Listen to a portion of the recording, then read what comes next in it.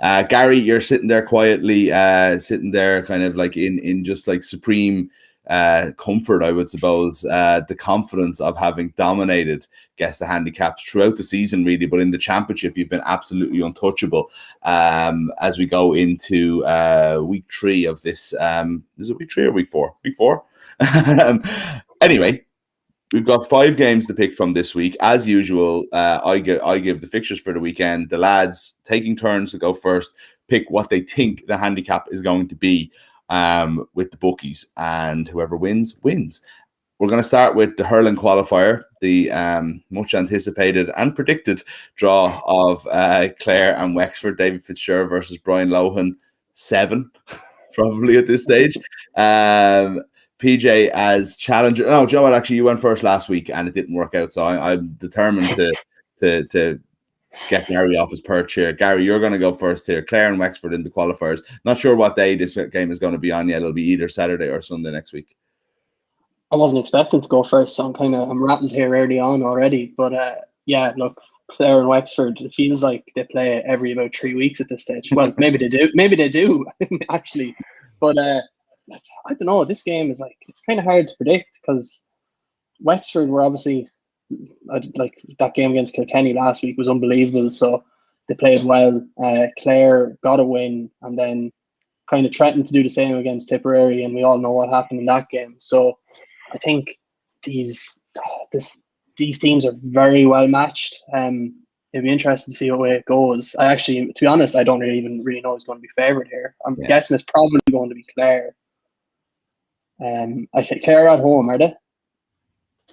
They're drawn at home. Yeah, I'm actually not 100% sure if the venues haven't been named yet, but I'm not sure if there is a home and away thing to the qualifiers. So yeah, look, we'll see. Somebody calling for James Owens to referee this game in the comments there. I'm not sure that might be the. Anyway, look, so you've got the James Owens thing, you've got the Davy Lohan thing, you've got the COVID stuff and the close contact stuff from earlier on in the year. There's just a lot going on with this game. You've got the fact that Clare knocked out Wexford and really kind of like such a disappointing end to Wexford season last year. You weren't even sure if Davy was going to be back after it. There's so much going on. I've stalled enough for you there, Gary. Who's favorite? Well, if the VAR official from the Euros, the England and Denmark game, can get the Euro 2020 final, I don't see any reason why James Owens couldn't referee this game. So to be honest, but I would say Clare are probably favourites. I'm going to say -2, but I'm not at all confident here. So I think PJ could have me.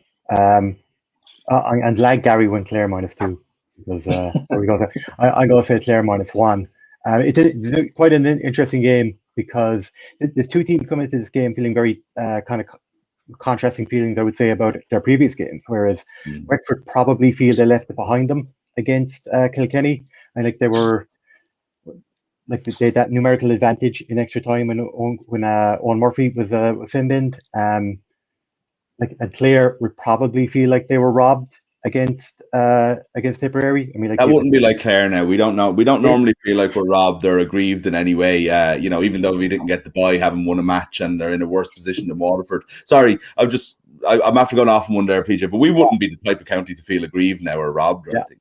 I have a lot of Clare friends. I'm in a Clare WhatsApp group with a lot of Clare people. I was at a Clare wedding last week, and let me say that there is a definite feeling that they were robbed. I can confirm that.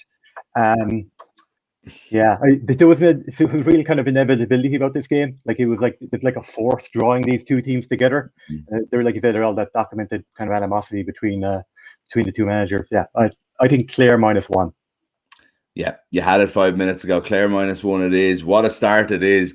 Putting Gary first is I wouldn't put my thumb in the controls. What's the thumb in the scales here? But if I was to, I would have let that's how I would do it. Leinster final up next. Sticking with the hurling, we'll do three hurling games, 2 football games. It's a really, really good weekend of GAA ahead. But Leinster final is on. Dublin versus Kilkenny, which is a novel Leinster final in itself, I suppose, PJ. But also one that how much credit do Dublin get for that Galway game, and are people in that position now where they're just really scared of Kilkenny because Wexford did show up Yeah. and still cast them aside in the end. It was a really good Dublin performance. I thought against Galway, there was like a really good collective team performance. There was no real kind of weak spots. I mean, like goalkeeper Alan was really good. Conor Burke was really good midfield. Danny Sutcliffe was great. Like that, the goal from Chris Crummy was fantastic. Like the pass from Ronan Hayes across them, Chris Crummy's control. Like, but there is a feeling that the victory was probably more down to Galway not showing up rather than how well Dublin played. This is Dublin's first Leinster final since 2014, I think. 2014, I think. Yeah. Like on the Kilkenny side, they showed like incredible grit in like to beat Wexford, because they were 3 points up with Owen Cody's goal. Like, you think you've won it there, I would think, and then Wexford come back. They were like, for momentarily, Wexford probably thought they'd won it when Conor McDonald put the ball in the net, and then it was actually flagged as a point. Like, and then you would have thought like maybe Kilkenny's kind of heads drop in extra time when Murphy is like send bend, but like what, they have 1-6 unanswered in that second period of extra time. Like, I don't know, this game, the league, Kilkenny won it by 5. Like, I don't know how, like, it does have some small bit of relevance, I would think. Yeah, I had, like, initially I had Kilkenny -5 written down, and I started thinking, you know what, if that was it, I would take that bet, because I think Kilkenny will be favourites. I think they'll win this game, and if I had -5, I probably would take that. I'm going to say Kilkenny -7. Okay, Gary. Right. That was higher than I was expecting PJ to go. So that's kind of, I think I'll say -6, just because -8 sounds like a lot, but like with these, you never really know. We're always surprised by the size of the handicap. So I'll say -6. Well, the bookies are giving Dublin a lot more credit than both of you guys are, because it's actually Kilkenny -4. I believe. Yeah, I just wanted to confirm there by the screen in case I had my notes wrong. But yeah, Kilkenny -4, which is interesting and promises a good game, I hope. We've 5 Dublin players on after week 1 of our rolling hurling all-stars, actually, which is, you know, they'll be doing well to hold on to that. But it does show you, like, PJ, to your point, like there was a good all-round performance. It wasn't these kind of like Tony Kelly last year for Clare, where he was sort of doing it a little bit on his own. This was an all-round performance through the centre of really, really good hurlers that have kind of finally sort of all got fit again at the same time and are together with that. Okay, Limerick versus Tip, Munster final. It's becoming a common Munster final, this Limerick Tip. Gary, what are you going for? All-Ireland champions versus Tipperary. Yeah.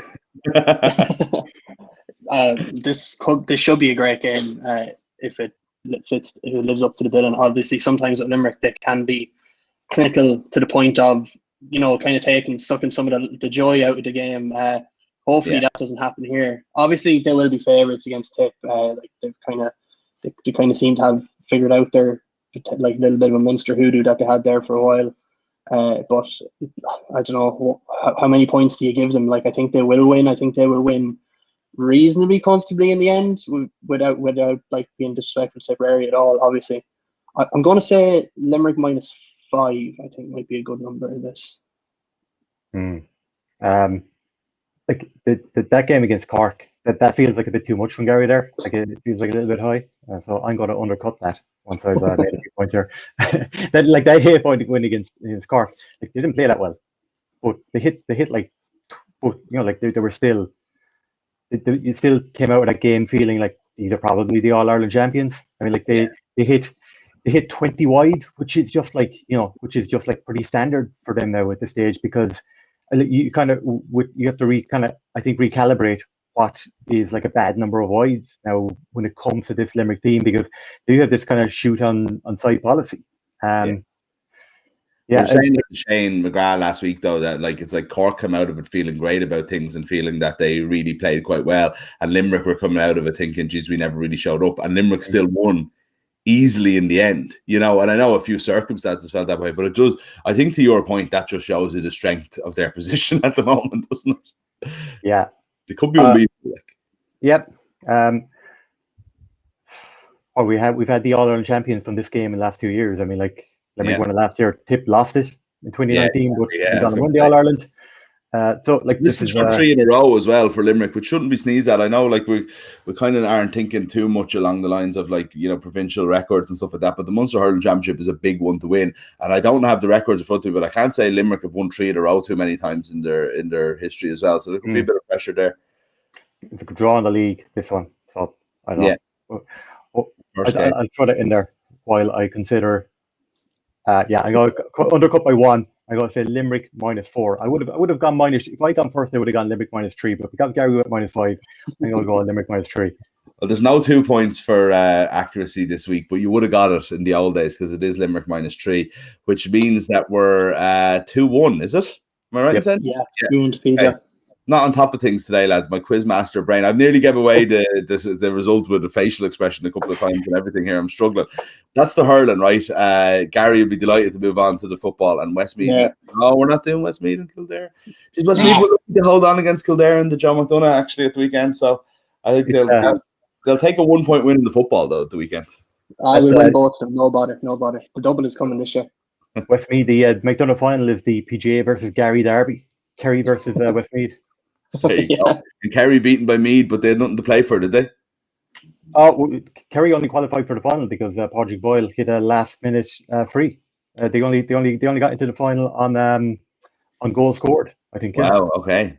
Jeez, I missed that completely. That feels like a story that we should have been covering on this show. But anyway, that's John McDonough. Westmeath are playing Kildare now. Unfortunately, we don't have time to include Westmeath versus Kildare in the other Leinster semi-final in this one, but we will instead do the other one, which isn't on TV, lads. Dublin versus Meath in a Leinster semi-final. I'm not saying that's a right or wrong decision. Like, I mean, we've only got so many slots in such a amount of time, but it is mad and just shows you how far Dublin have stretched ahead in Leinster. But how far have they stretched ahead? PJ, I want to say, is up first. Yeah. There has been a lot of talk about Dublin coming back to the pack. Like, maybe that's the case. Like, it is quite hard to tell at this time of year. We've no idea yet. Yeah. We've said it a few times. And although that game against Longford that they won by 8 points was their smallest margin of victory in a Leinster Championship since 2013, when they beat Meath by 7 in the final. It is something to consider. They did look very sluggish against Wexford. I mean, it was a very good defensive performance from Wexford. Like, it's 8-point defeat, but I'm sure there's probably still a feeling like, we could get something going here. We can maybe build upon this. Meath, they hockeyed Longford 422 they scored. Yeah, I think is the unbelievable number. Yeah, they had 12 different scorers in the game. I mean, that's always a good sign. I mean, you're getting 1-2 from your wing back. Yeah. Jordan Morris, your best forwards, hitting 1-4. These are all good signs. Dublin are still obviously are going to be favourites. An interesting thing I think about this game is that Dublin beating Wexford, and that game was obviously overshadowed by the Stephen Cluxton situation, with him not being available for the moment. And this game is at Croke Park. You think Cluxton's replacement is Evan Comerford, who has a major advantage over many other keepers in that when he was deputising for Cluxton in league games, he was playing games at Croke Park. Way more games at Croke Park that no other kind of rookie keepers would get a chance to play in. I think that's kind of something to consider during this championship when we are kind of looking at Comerford. Some are big favourites here, but still. How much? I've Dublin -9 written down here. Okay.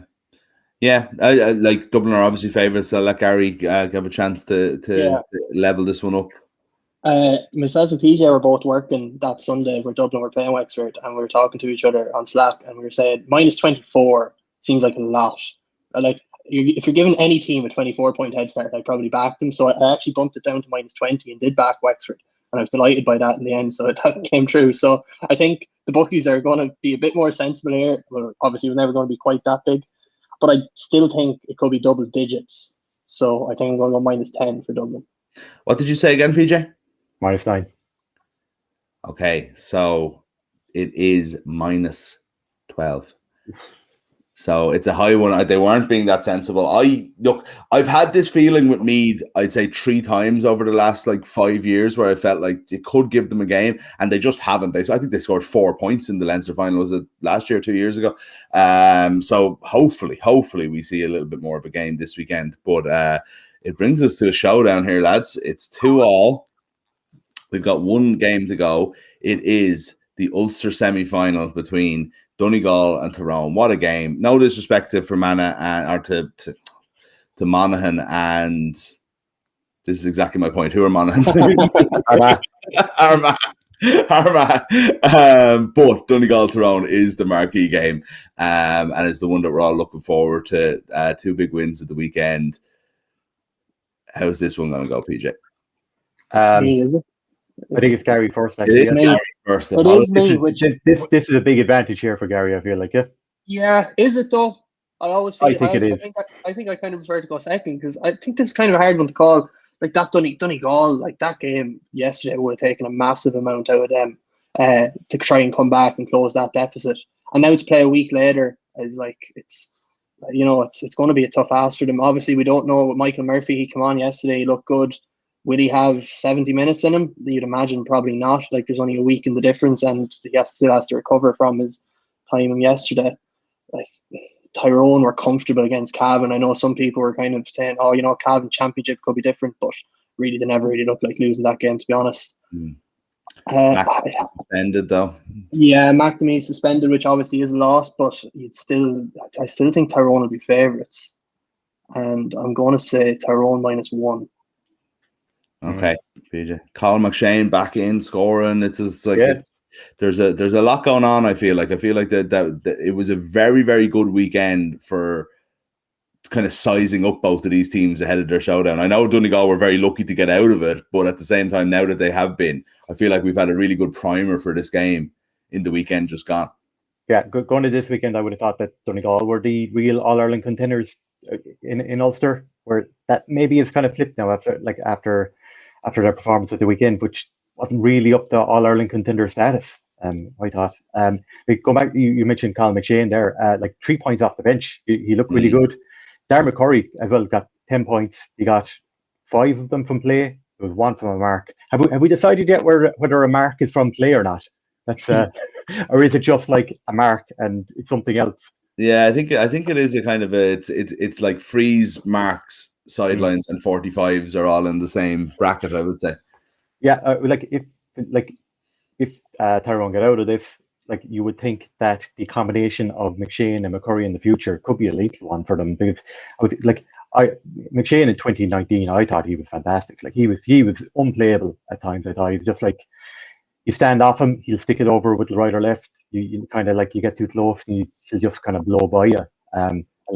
McCurry looks like he is it's nearly a decade since McCurry made his Tyrone debut, and in that game you kind of thought, maybe he's really kind of living up the potential there. I know there was a few years in the middle there where he wasn't available. Donegal, I thought beat Derry because the conditioning was a little bit better, and it was helped as well because you can bring Murphy off the bench, McNeilish off the bench, Oisín Gallen off the bench, that stronger bench definitely made a big difference. It was interesting to hear Mark McHugh yesterday on BBC saying that he thought there were players on the pitch for Donegal who weren't good enough, they weren't at inter-county standard. You could see Oisín McConville, this is at half time, what he was talking about. He thought there were Donegal players who didn't want to kick the ball, and you could just let them have the ball, and it didn't really matter because they weren't going to do that much was going to hurt you. It was funny to see Oisín McConville there with looking at his match program, trying to figure out who the hell is he talking about here, like everyone else. I